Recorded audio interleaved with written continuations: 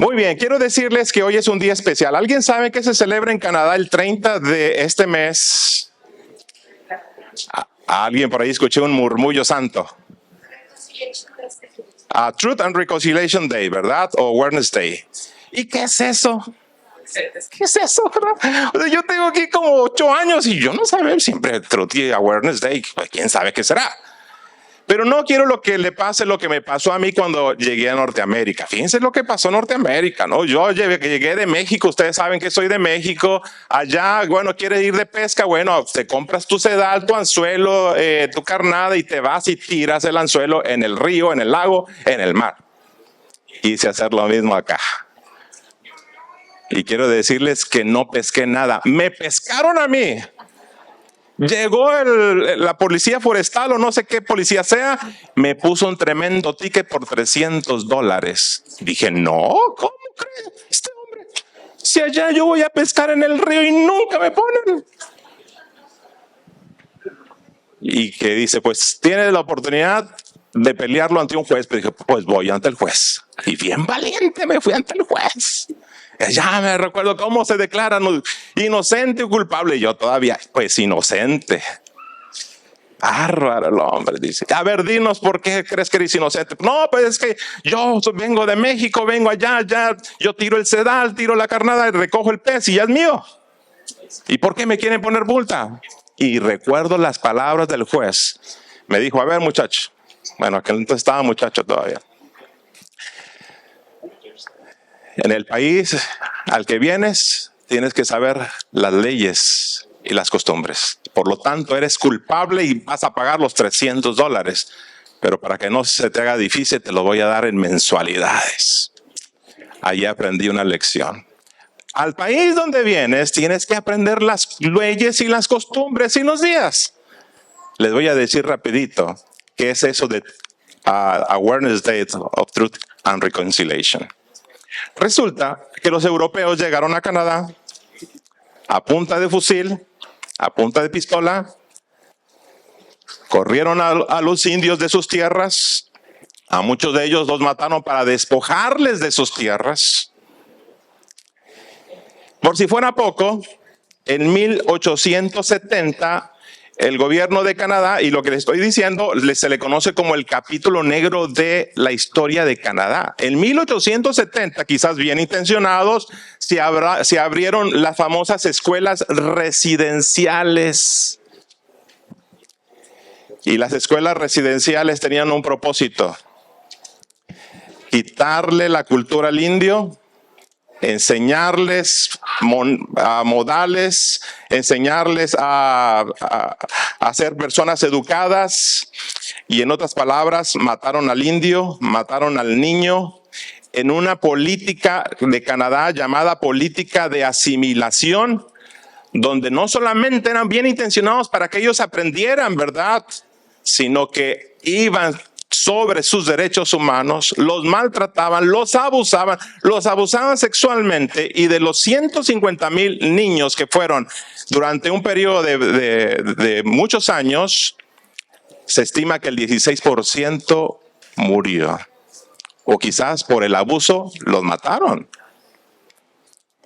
Y en la actualidad se han descubierto las tumbas donde se han encontrado cadáveres, los restos de niños, quienes, propiciados por el gobierno y por la iglesia, fueron abusados y murieron.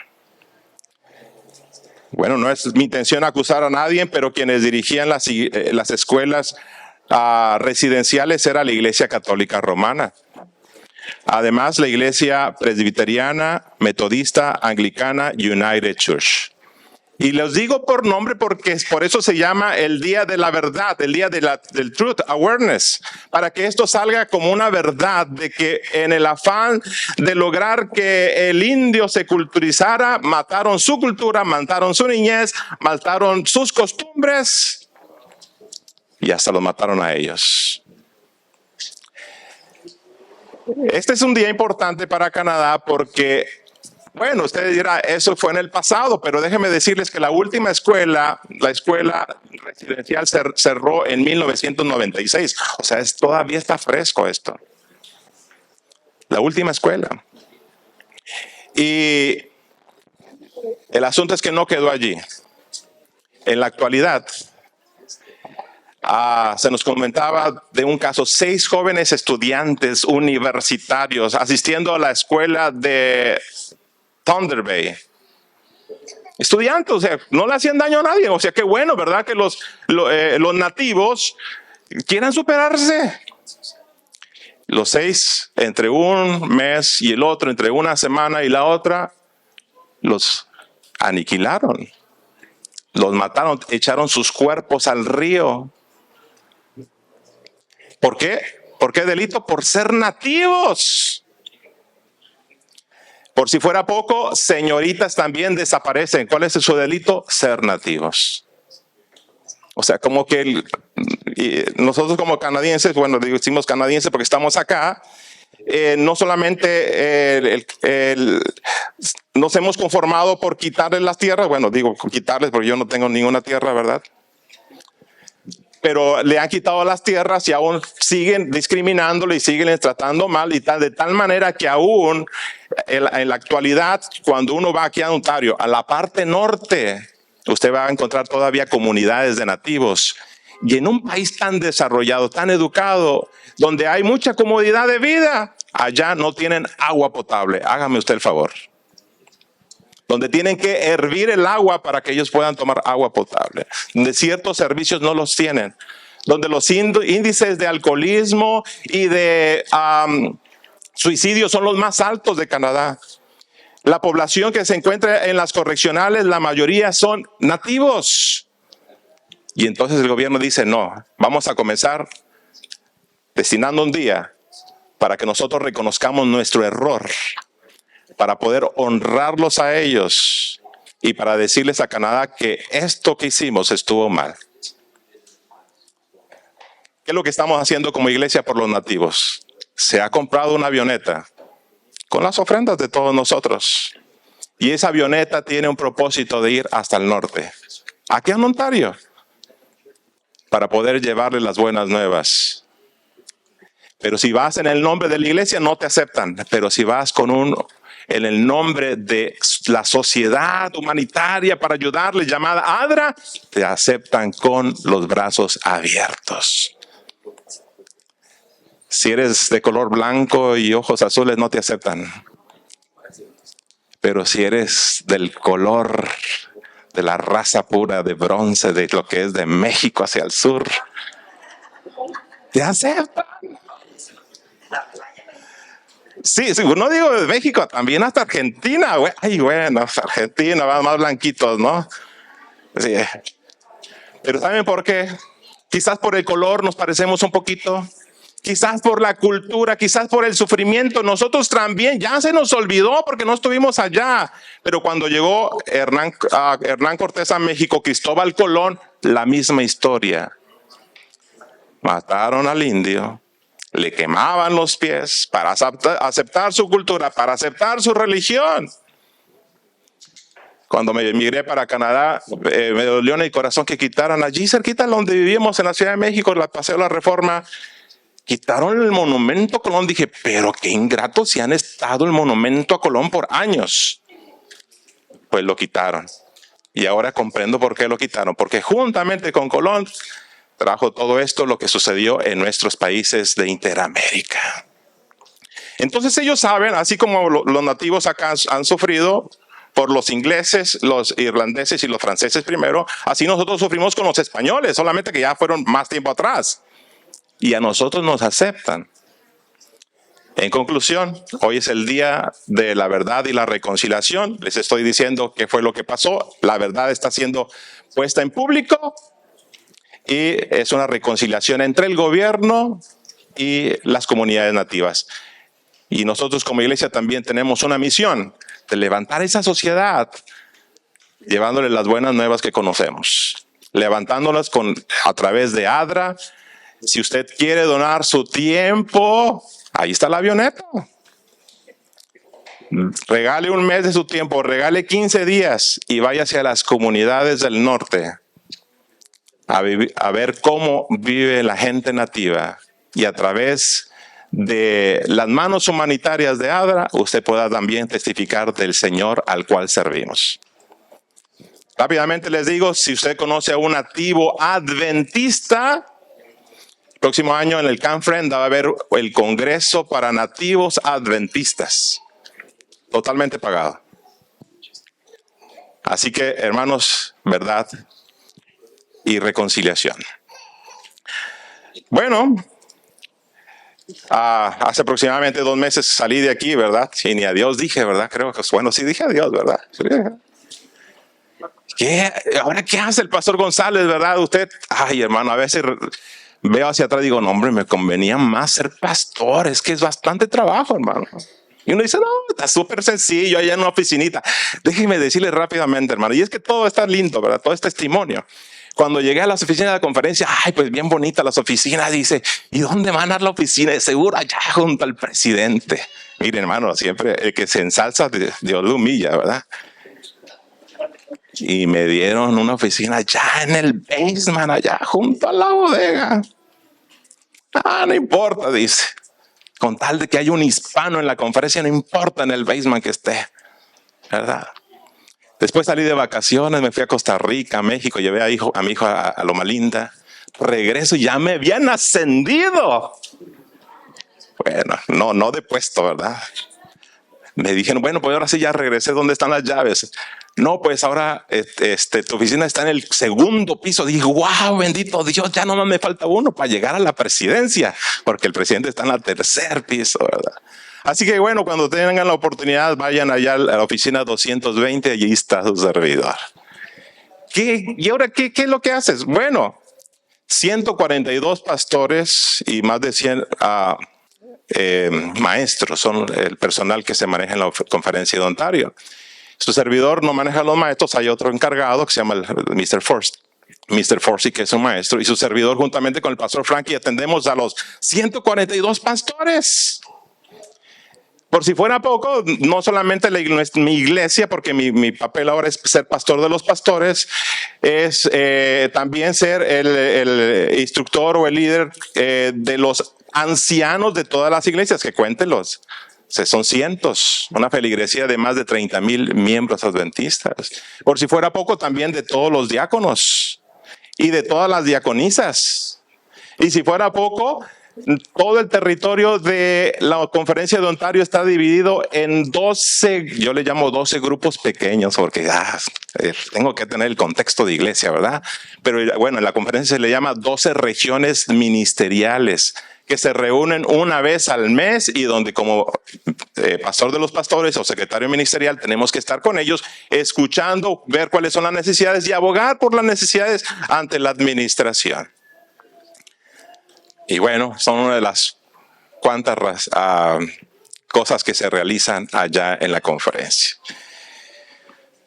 Bueno, hermanos, ya después de darles todo esta introducción, vamos a ir a la palabra de Dios, que es lo que venimos, ¿verdad? No tanto lo que pasa en la vida y ni con los nativos, aunque todo es importante, ¿verdad? Vamos a orar. Señor bendito, gracias por traernos aquí.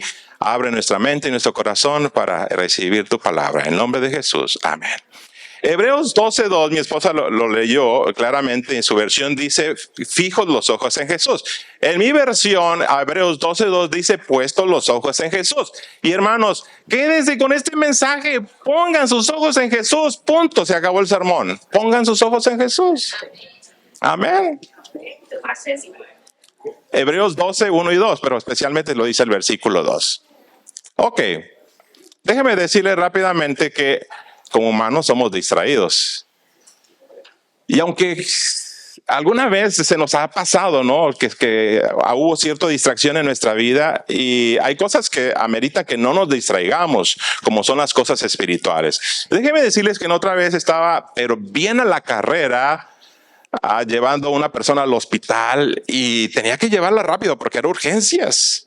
Y estaba tan concentrado en el highway que estaba rebasando trailers y carros y quería llegar rápido porque era una emergencia. Pero por estar concentrado en algo, me distraje en las exits. Y cuando me di cuenta, la salida para el hospital ya la había dejado atrás. Y yo con una emergencia llevando un paciente al hospital, llevando la urgencia, ¿y qué tal si se me muere? Ay, Señor bendito, y para colmo de males, la siguiente salida estaba a 7 kilómetros. Así que ustedes cuéntenle, 7 kilómetros para la salida de 7 kilómetros de regreso, 14. Gracias a Dios que finalmente llegué y nada pasó. Todo estuvo bien, gracias a Dios. Pero por una pequeña distracción, me salí pasé por alto la salida hacia el hospital. Hay distracciones en nuestra vida. A veces nos distraemos diciendo, ¿dónde dejé las llaves, mujer? ¿Dónde dejé las llaves del carro?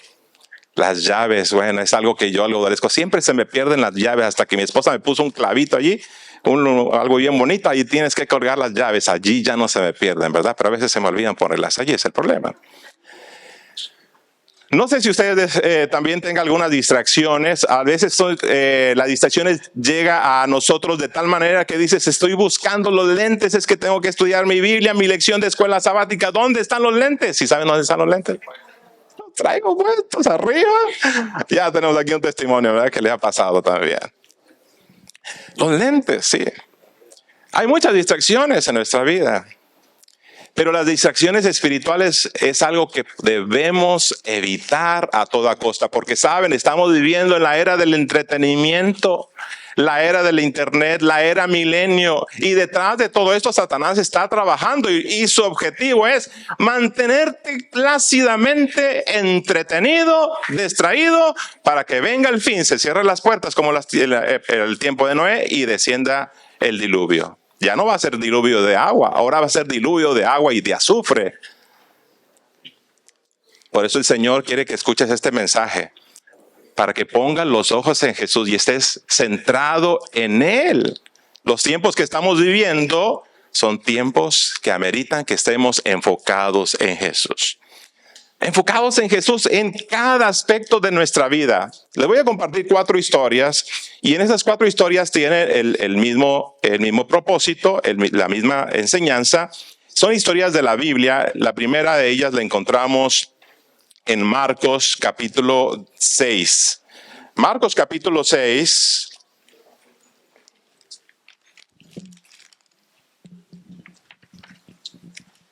Y también lo encontramos en Mateo 14, versículo 13. Bueno, lo tengo aquí en Mateo 14, 13. Si gustan abrir Mateo 14, 13. Dice, en este relato de la Escritura encontramos a Jesús predicándole a una gran multitud. Mateo 14, 14. Saliendo Jesús vio una gran multitud y tuvo compasión de ellos, sanó a los que de ellos estaban enfermos. Y dice la cantidad de cuántas personas estaban allí reunidas. ¿Cuánto dice su Biblia que habían allí congregados? ¿Se llama cuánto? 5,000. ¿Sin contar qué? Los niños y las mujeres. Y bueno, los que son matemáticos aquí, ¿verdad? Como mi hermana Elena Burger, que lleva buenas las cuentas allí en la tesorería.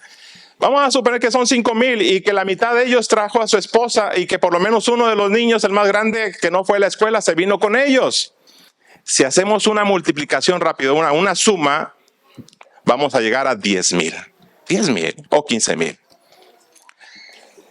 El punto al que quiero llevarles es que llega el momento que escuchan el mensaje de buenas nuevas de Jesús. Jesús les da las buenas nuevas del Evangelio y ahora llega el momento de la comida. Ya habían seguido a Jesús por varios días y ahora Jesús pregunta, les dice a los discípulos, denle de vosotros de comer.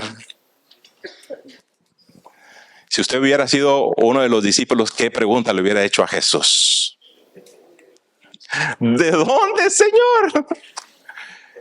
Quizás allí Judas, aquel que llevaba las cuentas, dijo, Señor, lo único que tenemos son 200 denarios. Y 200 denarios no alcanza para darle de comer a esta gran multitud. Es más, si vamos al pueblo más cercano, no vamos a encontrar a nadie porque el pueblo más cercano y el panadero está aquí entre la multitud. O sea, está cerrada la panadería. Señor, ¿qué vamos a hacer? Pero recuerden que cuando Jesús te pide algo, tiene un propósito detrás de eso. Dale vosotros de comer. ¿De dónde, Señor? O sea, Jesús estaba probando su economía y todos nosotros nos movemos con economía porque tenemos pagos que hacer, rentas que pagar, biles que pagar, y esto de biles es cada mes, ¿verdad? Y Jesús nos pregunta, dales vosotros de comer. ¿De dónde, Señor? ¿Qué tienen? Un niño por allí se ofreció en dar su lunch. 5 panes y 2 peces. ¿Sí? Si ese niño hubiese sido salvadoreño, ¿qué le hubiera puesto su mamá de lunch? ¿Ah? Pupusas. Si hubiera sido colombiano, la mamá, arepas. Ahora estamos hablando de un lunch de un niño. Me imagino que los panecitos, cuando leemos pan, a veces pensamos en un rico bolillo, ya como el que venden donde vive el hermano Salvador, el hermano Vázquez, una panadería que lo venden ricos, así calientitos. No, no es ese pan. El pan era tipo tortilla, no es que se le llama pan. Y para el niño, pues tenían que hacer chiquito, ¿verdad? Como cuando hace hotcakes, o sea, hasta le pone así bonito y le pone la sonrisita y todo, ¿verdad? Era un lunch para niños. Y los peces no crean que era un tremendo robalo, ¿no? O un guachinango, ¿no? Esos que se come con gusto al mojo de ajo, ¿no? Ya no digo de comida porque si no se les va. No, eran pececillos, era un lunch de un niño. Dijo, pues lo único que tenemos, Señor, son 5 panes y 2 peces. Se lo trajeron a Jesús. Jesús pidió la bendición sobre esos panes y 2 peces. Saben, hermanos, Jesús estaba probando la fe de ellos y también nos quiere dar una enseñanza a nosotros, que cuando tengamos desafíos económicos, cuando viene la mensualidad de la renta que pagar y no trabajamos lo suficiente, debemos recordar que al lado nuestro, porque siempre está a nuestro lado si lo invitamos a diario en nuestro corazón, está Jesús. Y cuando tenemos necesidades económicas, llámese de cualquier pago que tienes que hacer, recuerda que está a tu lado es el Dios de lo imposible. Y si lo único que tienes en casa son 5 panes y 2 peces, dile, Jesús, mira, tengo 5 panes y 2 peces y no tengo cómo pagar la renta, no tengo cómo pagar los biles, ni la mensualidad, ni la colegiatura, pero lo traigo a ti, Señor. ¿Qué fue lo que hicieron los discípulos? Se lo trajeron a Jesús. Y Jesús, elevando una oración, multiplicó ese pan y esos peces. De tal manera que comieron, ¿cuántos dijimos? Los 10,000. Y comieron hasta que se saciaron. Y además, ¿cuántas cestas sobraron? 12. De 5 panecillos. De 5 pupusas, si hubiera sido mexicano. De 5 taquitos, comieron todos. Hermanos, la primera enseñanza que el Señor quiere decirnos es: pongan sus ojos en Jesús.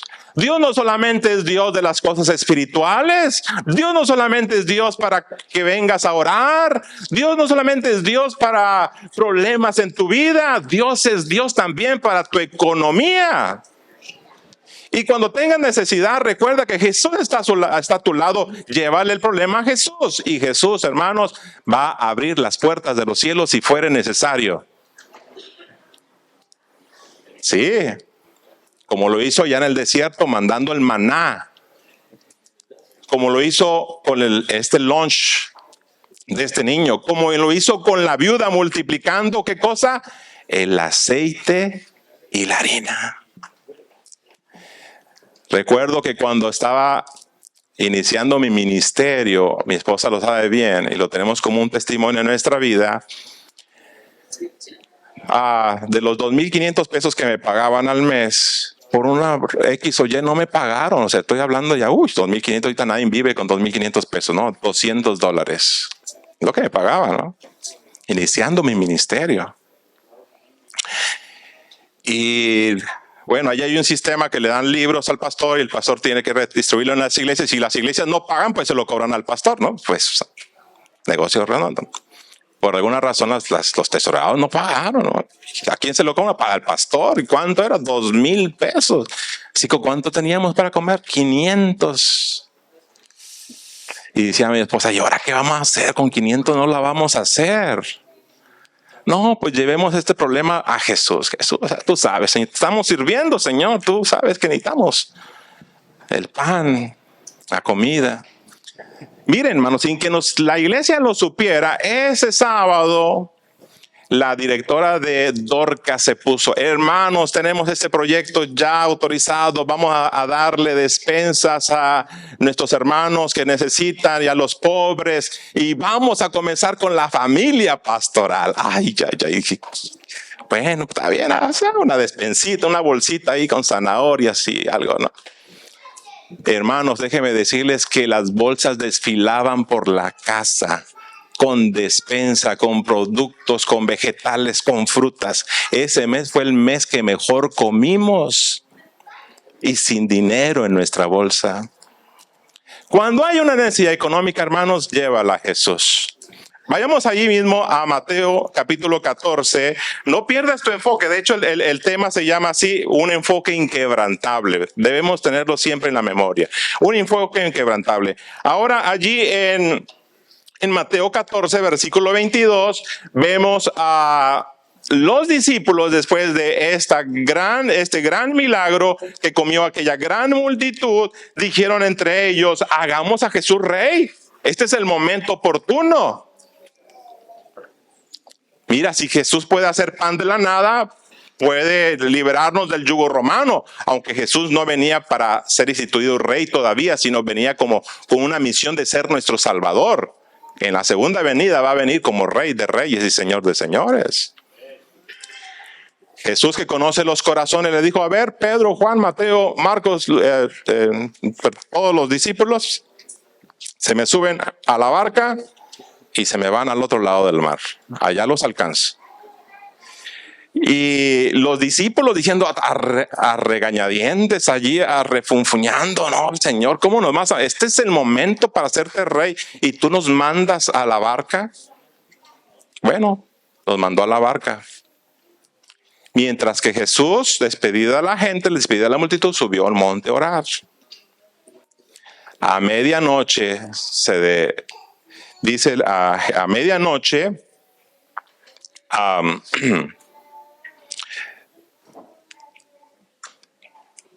medianoche dice que despedida la multitud, versículo 23, subió al monte a orar y la barca estaba en medio del mar, azotada por las olas y el viento que les era contrario. Y a la cuarta vigilia de la noche, algo pasó. A ver, ¿cuál es la cuarta vigilia de la noche?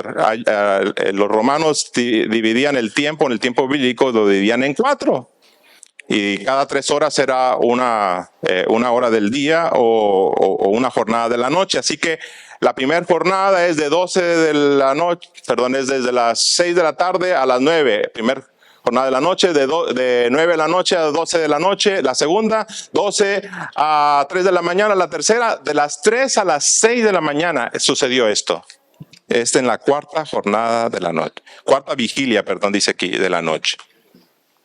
Es cuando el sueño aprieta más fuerte, donde uno está dormido.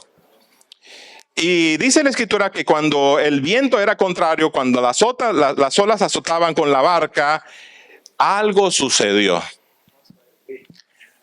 Y dice la escritura que algo venía hacia ellos flotando sobre el mar. Y dice la escritura en el versículo 16 que cuando los discípulos lo vieron andando eso sobre el mar, se turbaron y dijeron, ¿qué dice sus Biblias? Versículo 26. ¡Un fantasma! Oye, discípulo, pues no eres tú el creyente en Dios. ¿Cómo que hablando de fantasmas? Si los muertos no viven, ¿no? Pero bueno, nosotros nos hemos creado en un mundo donde hay esa cultura de fantasmas, ¿no? Y mientras leía esta parte de la escritura, recordé mi niñez. En mi niñez, me acuerdo, los juntábamos allá con los muchachos de la calle, hablábamos de todo y un día hablamos de los fantasmas. Esa noche no pude dormir. Le dije a mi mamá, no me apagues la luz. Y dice, ¿por qué? No me la apagues. Se habló de la luz errante. Ni lógica tiene, ¿no? De la llorona que se aparece en el camino mientras uno va medianoche en el carro. Se habló del jinete sin cabeza. No, ya le paro, ¿verdad? Le paro allí. Y claro, uno de niño pues todo espantado, ¿no? Como que en los tiempos de los apóstoles como que escuchaban también ese tipo de historias maléficas, ¿verdad? Porque al final de cuentas todo eso viene del diablo. Y de allí salieron, es un fantasma, mire, es algo que viene para nosotros. Lo que los discípulos estaban haciendo en ese momento era luchando con todas sus fuerzas para que la barca no se hundiera, para que la barca pudiese llegar hasta su destino, que perdieron de vista que el que venía hacia él era Jesús. Y no se dieron cuenta que era Jesús hasta que Jesús les dijo, tengan ánimo, yo soy, no temáis. Imagínense esta escena. Y de ahí vemos entonces que Pedro, aquel discípulo atrevido, le dijo, Señor, si eres tú, manda que vaya a ti sobre las aguas. Y cuando Dios manda, todo es posible. ¿Ustedes lo creen así, hermanos? Cuando Dios manda, todo es posible. Y si Dios te pide algo a ti, es posible. Y Jesús le dijo, ven. Así que Pedro, allí entre las olas, allí entre el viento, allí entre el mar encrespado, se bajó de la barca, pisó sobre las aguas, pero él estaba viendo a Jesús. Y mientras él estaba viendo a Jesús, él pisó sobre el agua, caminó un paso, 2 pasos, 3 pasos, viendo a Jesús, estaba logrando lo que humanamente es imposible. Pero mientras estaba viendo a Jesús, estaba sucediendo ese milagro. Por ahí escuché un pastor que dijo, miren, pero cuando el Pedro volteó hacia la barca y les dijo, miren, para que vean, yo sí ando sobre el mar, se hundió. Otros dicen, no, es que algo pasó por la mente de Pedro y cayó en cuenta que eso era imposible y se hundió. Pero el espíritu de profecía dice que en ese momento en que las olas soplaban y encrespadas, una ola salió y cubrió la mirada de Jesús y él sintió miedo y fue que se hundió. Y qué feo se siente hundirse.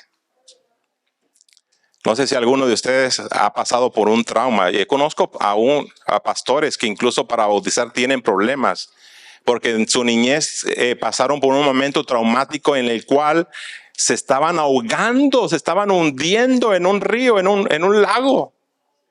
Y yo cuando bautizo le digo, hermano, hermana, ¿usted le tiene algún miedo del agua? Dice, no, pastor, déjeme 3 minutos debajo del agua. Bueno, está súper bien, ¿no? Pero hay gente que sí tiene miedo. Fíjense que cuando Pedro dejó de ver a Jesús, por las circunstancias que ya mencioné, algunas, dice que empezó a hundirse. Y mientras se hundía, él solamente clamó, ¿verdad? A través de la oración, Señor, sálvame, dice aquí. Y recuerden que el Señor siempre escucha las oraciones y no importa dónde estés. Y no importa que tu celular, que llamado de oración, se quede sin batería o sin señal. Él siempre escucha las oraciones y si sale de tu corazón, llega directo hasta Él. Y quiero decirles que cuando yo estaba hundiéndome también, ahogándome, pero no por el agua, sino por falta de oxígeno en un hospital llamado Humber River, yo pedí una Biblia, dije, una Biblia, por favor. Y en medio de la Biblia llegó el capellán allá y traía un separador bien bonito. Y dentro del separador estaba una imagen que quizás usted lo ha visto. Esa imagen es la imagen de un brazo extendiéndose hacia las aguas y sacando a otra persona con un brazo también ahogándose. Y yo dije, Señor, yo soy ese que me estoy ahogando aquí. Sálvame, Señor. Desde el corazón le dije, Señor, sálvame. Y me acordé de Martín Lutero, Señor, si tú me salvas, seré sacerdote. Pues yo ya era, ¿verdad? Pero igual le dije, Señor, si tú me salvas, seguiré siendo pastor. Y hermanos, ustedes saben la historia, ¿no? La mayoría de ustedes lo conocen y agradezco a todos que oraban por mí, esta iglesia, hermanos. Dios escucha las oraciones, oraban por mí, por mi hermana Laurita, por varios hermanos que pasaron por esto, y hermanos del Señor me levantó. Gloria sea su nombre. Gracias a Dios porque Pedro aprendió la lección que hay que tener la vista fija en Jesús. Que la barca se está hundiendo, hermano. Si tú tienes la vista fija en Jesús, no va a pasar nada. Algunos dicen, no, pastor, es que la iglesia se va a hundir porque mira lo que pasó allá en Australia y mira lo que están haciendo nuestros hermanos acá en Estados Unidos, o mira lo que acaban de aprobar en X o Y conferencia. Hermanos, mientras tu mirada esté en Jesús, esta barca, aunque tambaleante y azotada por las olas, va a llegar a su puerto final, hacia la ciudad celestial. No, es que yo ya no voy a dar mi diezmo porque mira, lo van a utilizar para malas cosas. O sea, si tú das el diezmo para ponerte a investigar qué es lo que hace el pastor Jacob o el pastor de la conferencia X con él, hermano, estás equivocado. Tú debes dar tu diezmo y tu ofrenda para el Señor. Y el Señor es el que lo ve y va a multiplicar lo que hay en tu almacén. Si tú lo das para que pensando, es que lo van a utilizar mal, hermano, estás equivocado ya de entrada. Porque Dios es el que lo pide, Dios es el que promete bendecir hasta que sobreabunde aquel que es fiel. Tú ponlo en el alfolí, si lo hacen mal uso, tendrán que dar cuentas con el Dios de lo imposible. Vamos a la tercera historia porque el tiempo se nos está yendo. Y en esta tercera historia vamos a ver... en Lucas capítulo 10 vamos a encontrar a los amigos de Jesús. Miren, hermano, Jesús era una persona sociable, una persona que a veces era tentado por el diablo, pero también sonreía. ¿Ustedes creen que Jesús era una persona feliz? Sí, hermano. Él sonreía, ¿no? Mayormente vemos imágenes de Jesús sudando gotas de sangre, ¿verdad? O crucificado, pero Jesús también tenía sus momentos de alegría. Por eso en su palabra nos dice, está siempre gozosos. Y en Lucas capítulo 10 nos dice que en un lugar llamado Betania, Jesús siempre paraba para llegar con sus amigos. Estoy en Lucas 10, 38. Y sus amigos de Jesús se llamaban Lázaro, Marta y María. Y Marta y María y Lázaro eran los amigos de Jesús. Y sucedió algo aquí, hermanos. Fíjense que cuando Jesús llegó a la casa de Marta y María y de Lázaro, Jesús se sentó. Y Jesús no desaprovechaba ninguna oportunidad para compartir las buenas nuevas, como nosotros no debemos desaprovechar estas oportunidades para darles enseñanzas a nuestros hijos. Cuando estamos comiendo con ellos, enséñales de Jesús, de la confianza, de la fe. Y ahí estaba Jesús, Lázaro, sin duda alguna, sentado allí junto con los discípulos. ¿Y quién más estaba? María. ¿Y Marta? Afanada en las cosas de la cocina. Ay. Ya cuando leo el asunto de Marta, pienso en hermanas que tienen el don de la cocina. Qué bueno, hermanos, que tienen el don de la cocina. Que preparan el alimento para la hermandad los sábados. Pero hay una hermana que siempre viene al culto y su ministerio es irse a la cocina. Hermana, dice, usted se perdió la mejor parte. La mejor parte es el estudio de la palabra de Dios. La mejor parte es la oración, es escuchar el mensaje de Jesús. Y no me dice, sí, pastor, sí, pastor. Pues hermana, haga un rol o algo, pero no puede estar todos los sábados acá. Marta era de esas personas que tenían el don de la cocina, pero le echó unas miradas a María de esas que te echaban a ti cuando eras niño. Bueno, no sé si a ti, pero a mí me las echaban, ¿no? Mi mamá, cuando teníamos visita, una mirada que ya decía que con la mirada me decía todo. Vas a ver ahorita que se vayan las visitas, cómo te va a ir. Marta le echó los ojos a María. Oh, come on, help me, ¿no? Pero María fija sus miradas en Jesús. Hasta el momento en que Marta le dijo, Señor, no te da cuidado que miren, María no me deja, no, me está dejando servir sola, dile que me ayude. Pero Jesús le dijo algo. Le dijo, Marta, Marta, afanada y turbada estás con muchas cosas, pero solo una cosa es necesaria. Y María ha escogido la buena parte. Yo creo que todos los que estamos aquí somos Martas. Sí. Porque todos los que estamos aquí tenemos 1,000 quehaceres que hacer durante la semana. Trabajos, tareas, llevar a los niños a la escuela, recogerlos de clases, hacerles la comida, hacer el reporte, llamar por teléfono, llevarlos al doctor, X, Y y Z. Estamos llenos de trabajo que ni tiempo tenemos para dedicárselo a Dios. Gracias a Dios que el sábado lo apartan para el Señor, pero la comunión con el Señor es diaria. Y Mateo 6:33 nos dice, busca primero el reino de Dios y todo lo demás vendrá por añadidura. Lo que Jesús le está diciendo a Marta, Marta, sí hay muchos quehaceres que hay que cumplirse, pero pon tus ojos en mí, no siempre vengo. Y ahora que vengo, estás perdiéndote la mejor parte, que es escuchar mi mensaje. Hermanos, dentro de las muchas cosas que tenemos que realizar en el trabajo, en la escuela, en la oficina, en el taller, en todo lo que hagamos, recuerda que la mejor parte del día es encontrarnos con Jesús. Diariamente. Mateo 6:33. Apréndete de la memoria. Busca primero el reino de Dios y todo lo demás vendrá por añadidura. Esta historia también nos dice que nuestros ojos deben estar centrados en Jesús en medio de los muchos trabajos, de los muchos compromisos que hay en la vida. Si nosotros nos dejamos guiar por los compromisos, además se te va a ir el día y no vas a terminar con todos tus compromisos. Pero miren, yo lo he experimentado y se los paso. Cuando tú le das el primer lugar a Dios, todos tus compromisos los cumples a la perfección. Ya hasta te queda tiempo. Sí, hermanos. Hagan la prueba si no lo han hecho. Si usted no le da el primer lugar a Dios, todos los compromisos que tenía que hacer no termina de hacerlos y se le fue el día. Pero si le da el primer lugar a Dios, todo te sale con la bendición de Dios.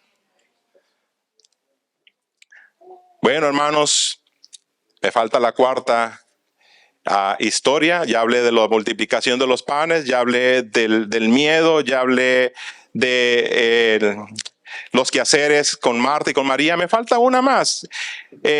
Jesús en medio de la tormenta, Marcos 4:39. Con esto vamos a ir terminando. Marcos 4:39. Y en Marcos 4:39 encontramos nuevamente a Jesús. Jesús era humano. Jesús se cansaba. Jesús tenía hambre también, tenía sed. Jesús fue tentado en todo, pero sin pecado. Y llegó un momento en que Jesús, de tanto sanar enfermos, de tanto predicar, que se cansó. Y dijimos, subámonos a la barca, vamos al otro lado del mar. Y Jesús se tiró a dormir. Pero durmió plácidamente, profundamente, que aunque se desató la tormenta mientras él estaba en la barca y aunque le caía agua, él siguió profundamente dormido. ¿Alguna vez ha dormido así? Ya. Especialmente cuando ha trabajado bastante y su trabajo es físico, usted cae y duerme como piedra. Jesús estaba durmiendo como piedra. El problema es que estaba la tormenta. Se desató la tormenta nuevamente allí en el lago, en el mar de Galilea. Y de tal manera que aún los pescadores que experimentados, que eran Marcos, Santiago, pero que eran Pedro, Santiago, Juan y me falta uno de los cuatro, no sabían qué hacer. Me imagino que si habían cubetas allí, balde tirando el agua para que la barca no se hundiera, los demás, aunque sea con las manos, todos allí estresados, pensando que si no hacían algo contra la tormenta se iban a morir, se iban a ahogarse. Pero de pronto por allí un relámpago iluminó el rostro de Jesús, que estaba allá plácidamente durmiendo, y se acordaron los discípulos que estaba Jesús. Y dijeron, pues aquí está Jesús, nosotros luchando contra la tormenta. Y fueron a Jesús. Miren, después de tanto tiempo de estar luchando con todas sus fuerzas contra la tormenta, se acordaron que estaba Jesús. Y yo creo que Jesús con más ganas se quedaba dormido para enseñarles una lección a los discípulos. Finalmente llamaron a Jesús. Le dicen, maestro, que perecemos, no tienes cuidado, que perecemos. Versículo 39, dice el versículo 39, y levantándose Jesús, reprendió al viento y dijo al mar, calla y enmudece. Increpó al viento la tormenta y cesó el viento y se hizo una gran bonanza. ¿Cómo no tenéis fe?, preguntó Jesús. ¿Por qué estáis tan amedrentados? Y tuvieron gran temor y decían uno al otro, ¿quién es este que aún el viento y el mar le obedecen? Quiero decirles que en este camino en el que estamos hay tormentas. Y yo quisiera decirles, bueno, no te preocupes, no va a haber tormentas en tu vida, pero la realidad es que sí. Y puede ser que a lo mejor esta semana fue una semana de muchas tormentas. Y es quizás como los discípulos has luchado con un balde sacando todo el agua que se le ha metido a tu barca y no has logrado nada. Y Jesús parece como dormido, y Jesús seguirá dormido hasta que tú te acuerdes de que Jesús está allí listo para que tú vayas y le pidas ayuda. Cuando tú vas y le pides ayuda, entonces Jesús se levanta. Y entonces reprende el viento, reprende al mar y se hace una gran bonanza. Pongan sus ojos en Jesús, dice Hebreos 12:2. En medio de tus tormentas, no mires lo grande de tu problema. Mira a Jesús. En medio de tus carencias económicas, no mires que solamente tienes 5 panes y 2 peces, o un poquito de harina y un poquito de aceite. Mira a Jesús, el Dios de lo imposible. En medio del miedo que pueda tener tu vida, quizás ante los fantasmas que por ahí se atraviesan, que no son otras cosas que operaciones del diablo, o como cuando veas que tu barca está por hundirse, mira a Jesús, porque Él puede mandarte que camines aún sobre las aguas. Y cuando estés con miles de actividades en tu diario vivir, en tu cotidiano, en tus quehaceres cotidianos, siéntate con Jesús, contempla a Jesús, porque esa será la mayor parte de tu día. Hermanos, el tiempo se ha ido rápidamente. El mensaje es claro. Pon tus ojos en Jesús. No esperes que todas estas bendiciones vengan porque, ya fui a la iglesia ya. No, diariamente dale el primer lugar. Camina con Jesús. Diariamente conságrate a Dios todas las mañanas. Lo dice muy hermoso, Camino a Cristo. Conságrate a Dios todas las mañanas. Haz de esto tu primer trabajo. Dile, Señor, pongo todos mis planes a tus pies. Utilízame hoy en tu servicio y permite que toda mi obra sea hecha en ti. Conságrate a Dios todos los días, invítalo. Dile, Señor, aún en medio de mis muchas responsabilidades, quiero estar viéndote a ti. En medio de las tormentas, en medio de las dificultades, aún en medio de las carencias, quiero verte a ti. Hermanos, que Dios bendiga su palabra. Y que pongamos todos nosotros nuestros ojos en Jesús, el autor y el consumador de la fe. Ánimo, familia, Dios está con esta iglesia y lo digo de corazón. Dios ha permitido que esta iglesia tenga muchos logros y seguirán teniendo logros. Y usted dirá, pastor, Y ya que usted se fue, ¿y el nuevo? Hermanos, pongan sus ojos en Jesús, que Jesús se encargará de mandarles al pastor que esta iglesia necesita. Dentro del departamento donde estoy, también estamos con la responsabilidad de que todas las iglesias tengan pastores. Y 33 pastores se han presentado en estas últimas semanas. 33. Nos falta el 34, que es Betel y Berry. Pero sigan orando. Hay 8 pastores que tenemos su resumen, que quieren venir de diferentes partes de Canadá y del mundo para pastorar esta iglesia. Ustedes sigan orando, pongan sus ojos en Jesús y que Jesús sea el pastor y que Jesús mande al quien quiera mandar. Que al final esta iglesia, hermanos, yo veo que camina con la bendición de Dios.